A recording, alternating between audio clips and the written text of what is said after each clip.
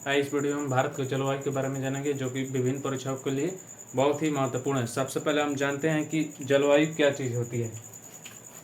जलवायु जलवायु जलवायु किसी स्थान के ताप, वर्षा,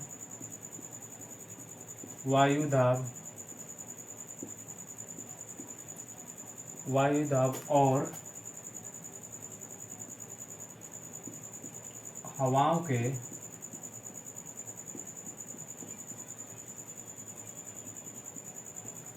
के दिशा के सामूहिक रूप से अध्ययन एवं विश्लेषण को किसी स्थान के ताप, वर्षा, वायुदाब, हवाओं की दिशा के सामूहिक रूप से अध्ययन एवं विश्लेषण को उस स्थान का जलवायु कहा जाता है। ठीक है, जलवायु और मौसम में अंतर होता है। जलवायु और मौसम में अंतर होता है। जो जलवायु होता है वह वायुमंडल का वह अवस्था है जो किसी विशेष स्थान पर लंबे समय तक बना रहता है, लेकिन मौसम हर क्षण बदलता रहता है। जैसे कि भारत में मुख्य रूप से 3 ऋतु होती हैं, फिर भी शरद ऋतु, वसंत ऋतु ये सब आ जाता है। इसका अर्थ ये होगा कि मौसम परिवर्तनशील होता है, जबकि जलवायु बहुत लंबे समय तक लगभग 20 से 30 वर्ष तक बना रहता है। चलिए अब हम खासकर भारत के जलवायु के बारे में जानेंगे।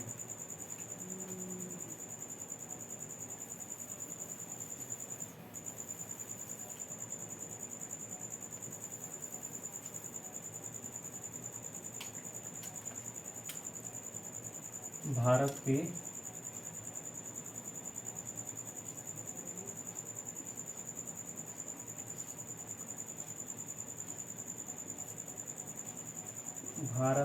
जलवायु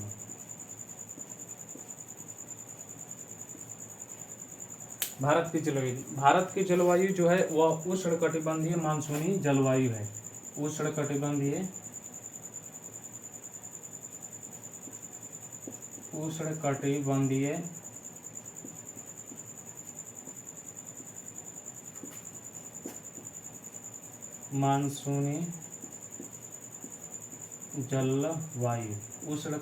मानसूनी जलवायु।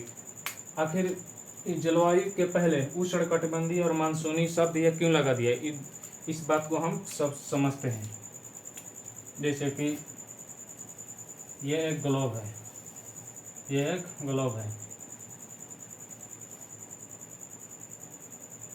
यहाँ पर भारत का नक्शा है।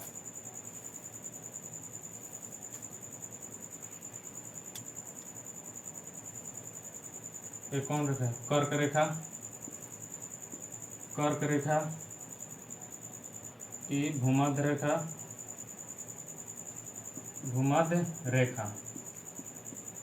कर्क रेखा, भूमध्य रेखा। जो भारत के भारत का अधिकांश भाग यह कर्क रेखा के नीचे विषुवत मतलब कि भूमध्य रेखा और कर्क रेखा के बीच में है, और यह कर्क रेखा भूमध्य रेखा के जो बीच का एरिया है वह उष्णकटिबंधीय कहलाता है। उष्णकटिबंधीय।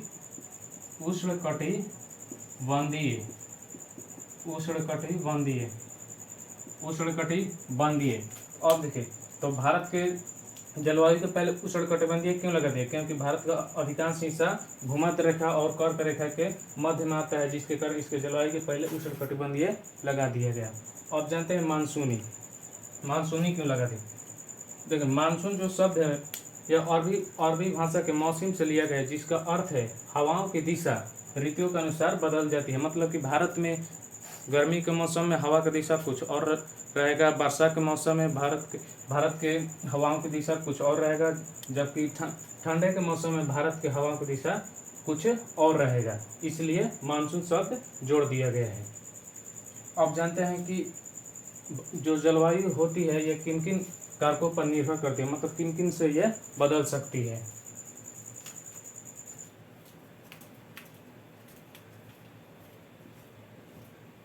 पहला है किन किन कारकों से बदल जलवायु का परिवर्तन प्रभावित करने वाले कारक। पहला है समुद्र से दूरी,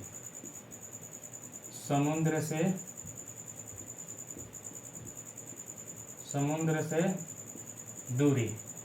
देखिए ये कैसे जलवायु को प्रभावित करता है। जैसे कि देखिए भारत के सबसे पश्चिमी राज्य कौन है? गुजरात, जो कि समुद्र से सबसे अधिक सीमा लगाने वाला गुजरात राज्य है। तो गुजरात की जलवायु और यहाँ पर मान लीजिए कि मध्य एमपी, उत्तर प्रदेश, झारखंड, इन सब के जलवायु में अंतर देखने को मिलते हैं। तो जलवायु को प्रभावित करने वाला पहला कारक कौन है? समुद्र से दूरी। और दूसरा कारक है अक्षांश, अक्षांश की स्थिति, अक्षांश की स्थिति,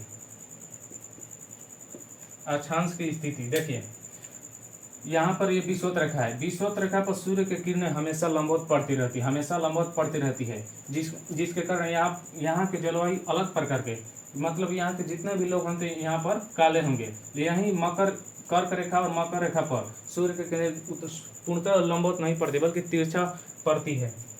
तो यहाँ की जलवायु और यहाँ के जलवायु में अंतर देखने को मिल जाएगा। और तीसरा है ऊंचाई, ऊंचाई। तीसरा कौन है? ऊंचाई। देखिए ऊंचाई, जैसे कि भारत का एक पड़ोसी देश है मालदीव। कौन सा? मालदीव। मालदीव जो है यह समुद्र तल से मात्र 1.5 मीटर ऊंचा है, मात्र 1.5 मीटर ऊंचा है। जबकि हम दक्षिणी अमेरिका के एक बोलिविया देश है जिसकी राजधानी लापाज है, उसकी समुद्र तट से सबसे अधिक ऊंचाई पर स्थित है।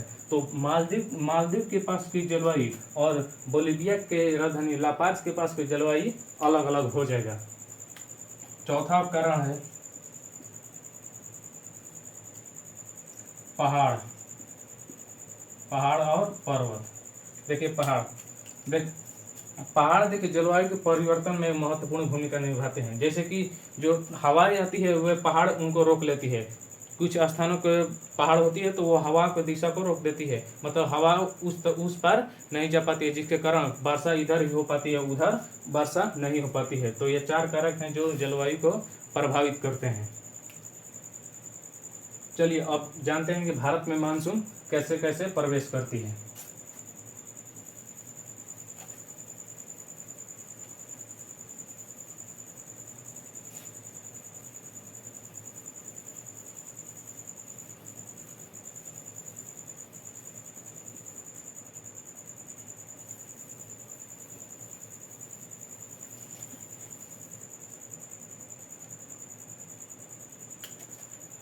सबसे पहले हम भारत का एक नक्शा बनाते हैं।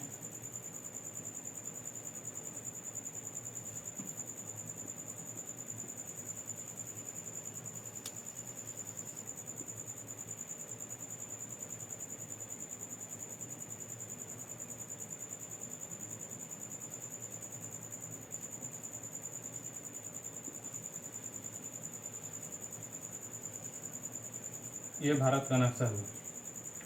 देखिए अब जानते हैं भारत में मानसून किस तरह प्रवेश करती है। भारत में मानसून प्रवेश करने से पहले हमें 2 बातों को जानना होगा। जैसे कि जो ताप होता है वो दाब का व्युत्क्रमानुपाती होता है, दाब का विपरीत होता है। मतलब इसका अर्थ यह हुआ कि जब ताप बढ़ेगा तो दाब घटेगा, दाब बढ़ेगा तो ताप घटेगा। और हवाएं जो होती है उच्च दाब से निम्न दाब की ओर चलती है, निम्न दाब की ओर चलती है, उच्च दाब से निम्न दाब की ओर चलती है। तो ये 2 बात है। तो देखिए भारत में जो मानसून की उत्पत्ति होती है वह तापों में अंतर के कारण होती है, तो जिसे मानसून की उत्पत्ति के तापीय सिद्धांत कहा जाता है। भारत में मानसून की उत्पत्ति तापों में अंतर के कारण होता है, जिसे मानसून की उत्पत्ति के तापीय सिद्धांत कहा जाता है। जैसे कि अब जानते हैं भारत में किस तरह से मानसून प्रवेश करती है।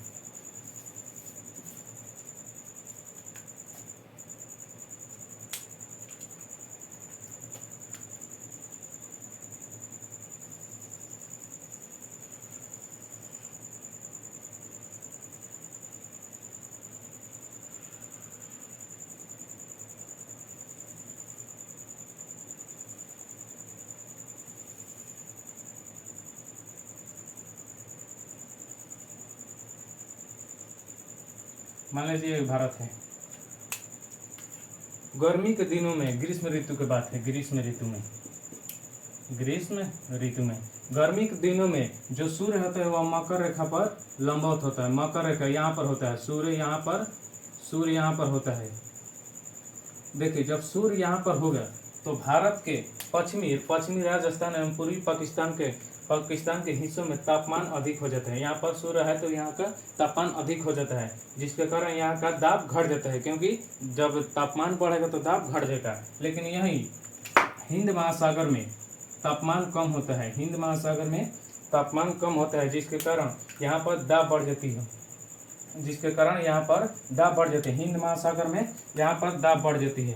तो हवाओं का यह नियम है कि वह उच्च दाब से निम्न दाब की ओर जाती है, तो यहाँ से हवा चलना प्रारंभ करती है। और यहाँ से देखिए यहाँ से ये हिंद महासागर है,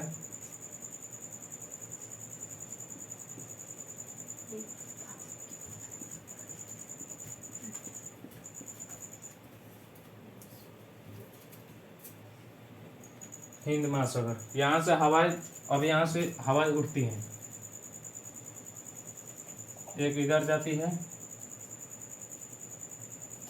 एक बंगाल की खाड़ी की ओर, बंगाल की खाड़ी की दक्षिण पश्चिम मानसून,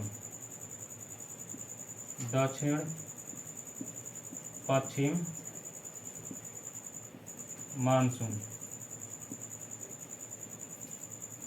पश्चिम मानसून बंगाल की खाड़ी की ओर जाती है, और दूसरी यहाँ से बढ़ जाती है, ये जाती है अरब सागर की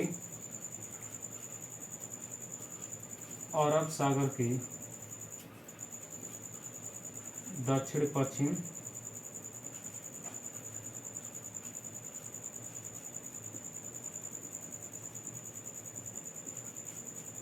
मानसून।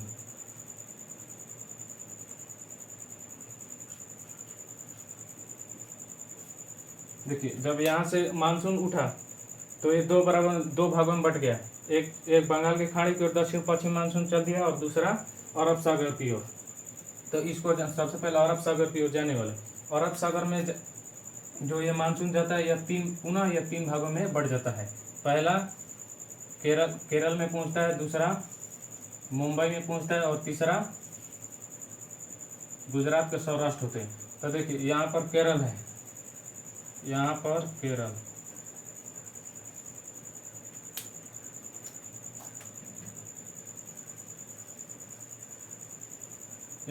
है। तो अरब सागर के दक्षिण पश्चिम मानसून का पहला भाग, पहली शाखा अरब के पश्चिमी घाट पर 1 जून को पहुंच जाती है। 1 जून को अरब के पश्चिमी घाट पर पहुंच जाती है, और यहाँ पर भारी वर्षा करती है, लेकिन यहाँ पर एक पश्चिमी घाट के पर्वत है, इसकी ऊंचाई लगभग 1500 से 2000 मीटर है। लेकिन जब यहाँ पर मानसून पहुँचती है तो इसकी ऊंचाई 12,000 मात्र 12,000 मीटर रह जाती है, जिसके कारण इधर का तमिलनाडु आंध्र प्रदेश और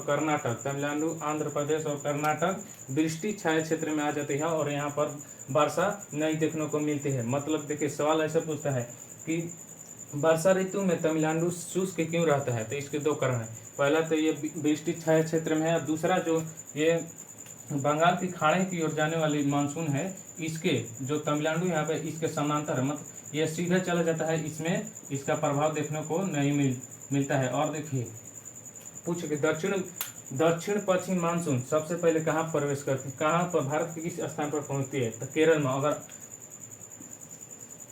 अगर केंद्र शासित प्रदेशों की बात करें तो वह अंडमान निकोबार, यहाँ पर 25 मई को ही पहुँच जाती है, 25 मई को अंडमान निकोबार द्वीप समूह में।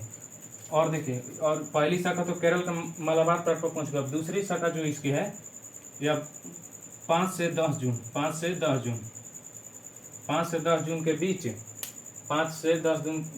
जून के बीच मुंबई से होते हुए मध्य भारत की ओर जाती है, जहाँ पर छत्तीसगढ़ में तो वर्षा करती है, कुछ छत्तीसगढ़ के कुछ भागों में वर्षा करती है, लेकिन छत्तीसगढ़ के बेसिन क्षेत्रों में उतना वर्षा देखने को नहीं मिलता है।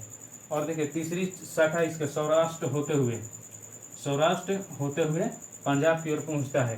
तीसरी शाखा सौराष्ट्र होते हुए पंजाब की ओर पहुँचता है और यहाँ पर इस बंगाल की खाड़ी के दक्षिण पश्चिम मानसून फिर पुनः यहाँ पर आकर मिल जाती है और ये दोनों मिलकर इस इलाके में वर्षा करती है।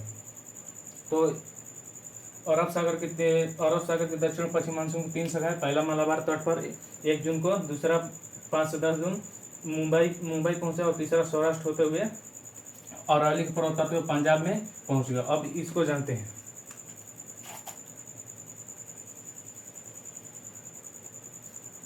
यहाँ पर देखें म्यांमार देश है। ये जो शाखा ये म्यांमार और बांग्लादेश से टकराती है।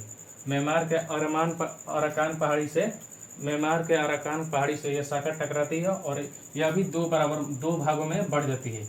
एक इधर चल जाता है गंगा पश्चिम बंगाल और बांग्लादेश को पार करती हुई, गंगा बेसिन को पार करती हुई पंजाब में पहुंच जाते हैं, जबकि इसकी दूसरी शाखा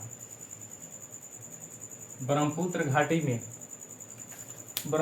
घाटी में और मेघालय के मौसिनराम में जाकर यहाँ पर पूछते हैं और मेघालय के मौसिनराम में बहुत भारी वर्षा करते हैं, क्योंकि मौसिनराम की यहाँ पर जो पहाड़े हैं उनकी आकृति कीट की आकृति के है, जिसके कारण मॉनसून में बहुत भारी वर्षा करती है। ये मॉनसून वही स्थान है जहाँ विश्व में सर्वाधिक वर्षा होती है।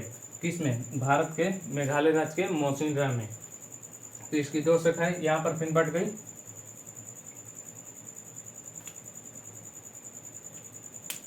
चलिए अब भारत में तो ये मानसून पहुंच गया। अब भारत से मानसून को पुनः इधर लाते हैं।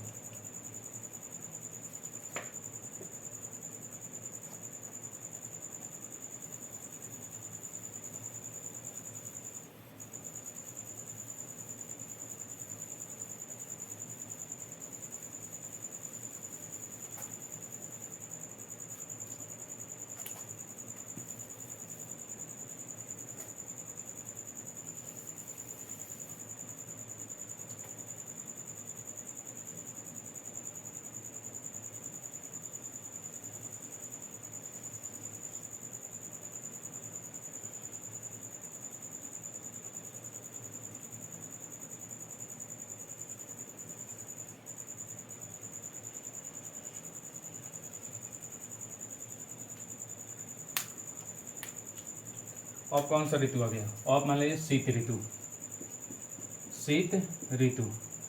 ऋतु में देखिए क्या होती है। जो शीत ऋतु में होता है वह सूर्य मकर रेखा पा जाता है, सूर्य मकर रेखा पर, जिसके कारण यहाँ का तापमान अधिक हो जाता है। यहाँ का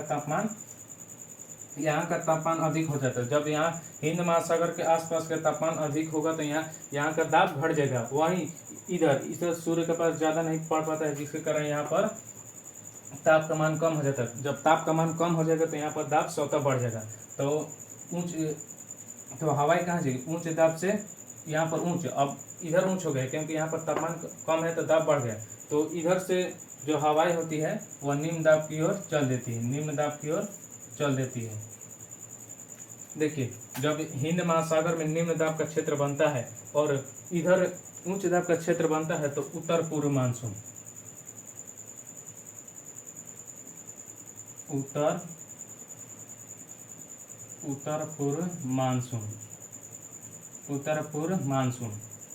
ये देखिए, ये उत्तर पूर्व मानसून भारत के मध्य से होते हुए हिंद महासागर की ओर दौड़ी चली आती है हिंद महासागर। लेकिन इसका कुछ हिस्सा बंगाल की खाड़ी से होते हुए तमिलनाडु होते हुए आती है। देखिए, अब यहीं से सवाल पूछता है कि शीत ऋतु में जाड़े के मौसम में अक्टूबर नवंबर में तमिलनाडु में वर्षा देखने को क्यों मिलती है? तमिलनाडु के इलाकों में वर्षा देखने को क्यों मिलती है? क्यों? देखिए, उत्तर पूर्व मानसून का कुछ शाखाएं कुछ भाग बंगाल की खाड़ी से जब आती है तो यहाँ पर जलवाष्प ग्रहण कर लेती है और यहाँ पर आकर तमिलनाडु में बहुत वर्षा करती है।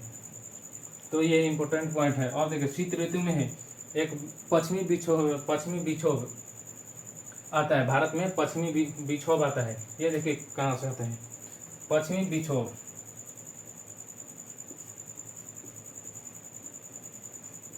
पश्चिमी विक्षोभ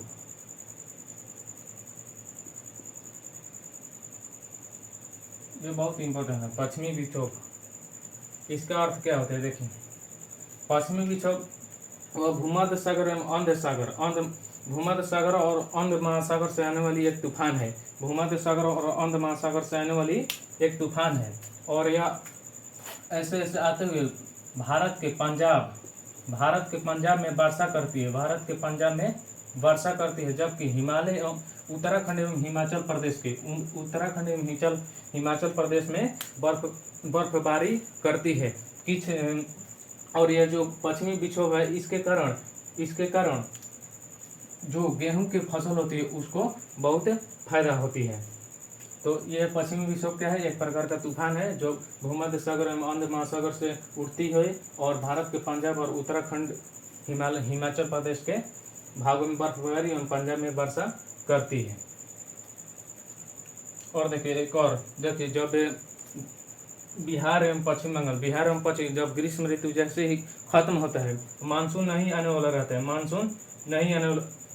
जब ग्रीष्म ऋतु खत्म है, मानसून भारत में प्रवेश नहीं किया हो रहा, तब से भारत के बिहार एवं पश्चिम बंगाल के राज्यों में इन दो राज्यों में वर्षा के कुछ फुहारे देखने को मिलते हैं। मतलब थोड़ा थोड़ा वर्षा होती है जो आम के फसल को बहुत ही फायदा करती है, जिसे आम वर्षा कहा जाता है, क्योंकि यह आम के फसलों को बहुत फायदा करती है। यह आम के फसलों की बहुत फायदेमंद होती है। यह कब, ग्रीष्म ऋतु के जस्ट बाद, मानसून के भारत में प्रवेश होने से पहले। चलिए अब ये हो गया, तो अब जानते हैं भारतीय वर्षा को।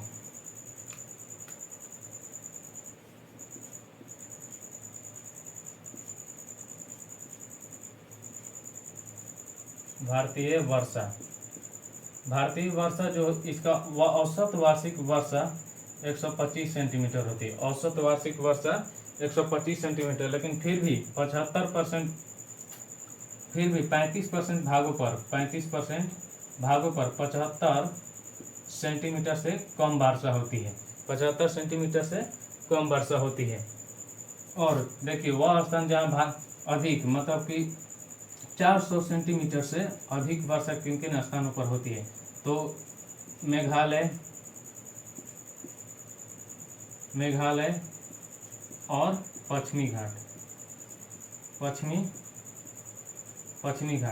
क्यों, देखिए सबसे पहले जलवायु का दक्षिण पश्चिम मानसून कहाँ पहुँचता है, केरल के पश्चिमी घाट पर, और जो इसकी दूसरी शाखा अंडमान निकोबार यहाँ पर पहले जाती है। अंडमान निकोबार द्वीप समूह पर केंद्र शासित प्रदेशों में 25 मई को पहुँच जाती है। पुनः यह जब म्यांमार के अरकान पहाड़ी से टकराती है तो दो भागों में बढ़ जाती है। एक इधर चल जाता है गंगा और पटना उधर चल जाता है, लेकिन दूसरी शाखा यहाँ पर ब्रह्मपुत्र घाटी में चल जाता है, जहाँ पर मेघालय के मानसून में बहुत अधिक वर्षा करते हैं। और यहाँ पर लगभग वर्षा 400 सेंटीमीटर से अधिक, लेकिन मेघालय में 1000 सेंटीमीटर पार कर जाता है। अब जाते हैं 20 सेंटीमीटर से कम। 20 सेंटीमीटर से कम कहाँ होती है वर्षा, पश्चिमी राजस्थान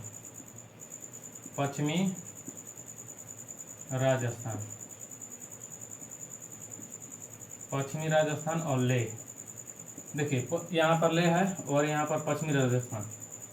लेह में देखिए अधिकतर पहाड़ एवं पहाड़ी है, जिसके कारण यहाँ पर जो मानसून आती है वो पहाड़ों से टकराकर पुनः उधर ही लौट जाती है। और यहाँ पर अरावली पर्वत है, जिसके कारण यहाँ पर भी जो मानसून होते हुए टकराकर लौट जाती है, और यहाँ पर वर्षा देखने को नहीं मिलते हैं, न के बराबर। तो 20 सेंटीमीटर से कम पश्चिमी राजस्थान और लेह में वर्षा होती है। और एक और सवाल है, देखिए जब 100 सेंटीमीटर से अधिक वर्षा होगा तो वह धान के फसल के लिए उपयुक्त, जब 100 सेंटीमीटर से कम होगा तो वह गेहूं के लिए उपयुक्त होगा। इधर के इलाकों में पूर्वी भाग में 100 सेंटीमीटर से अधिक वर्षा होती है, जिसके कारण इधर अधिक मात्रा में हम धान की खेती देखते हैं, जबकि इधर पश्चिमी भाग में 100 सेंटीमीटर से कुछ कम होती है, जिसके कारण इधर हम धान की खेती को देखते हैं प्रचुर मात्रा में। चलिए सबसे पहले अब जान लेते हैं इसके इम्पोर्टेंट पॉइंट। भारत में दक्षिण पश्चिम मानसून की उत्पत्ति उत्पत्ति हिंद महासागर से होती है और कहाँ सबसे पहले पहुँचती है? केरल के मलाबार तट पर 1 जून के पास। यही अगर केंद्र शासित प्रदेशों की बात करें तो अंडमान निकोबार द्वीप समूह। और देखिए पूछता है कि तमिलनाडु तमिलनाडु शीत ऋतु में क्यों शुष्क वर्षा ऋतु में क्यों शुष्क रहता है? इसके दो कारण है, यह वृष्टि छाया क्षेत्र में पड़ जाता है, दूसरा है यह जो बंगाल की खाड़ी को दक्षिण पश्चिम मानसून जाती है वह इसके समानांतर है। और एक पूछता है कि पश्चिम विक्षोभ का यह एक अंध महासागर एवं भूमध्य महासागर से आने वाली तूफान है जो पंजाब और उत्तराखंड हिमाचल प्रदेश में बर्फबारी एवं वर्षा करती है। और उत्तर पूर्व मानसून के कारण तमिलनाडु के अक्टूबर नवंबर में जाड़े के मौसम में भी वर्षा देखने को मिलती है। चलिए, जलवायु से संबंधित वीडियो यहीं पर समाप्त होता है।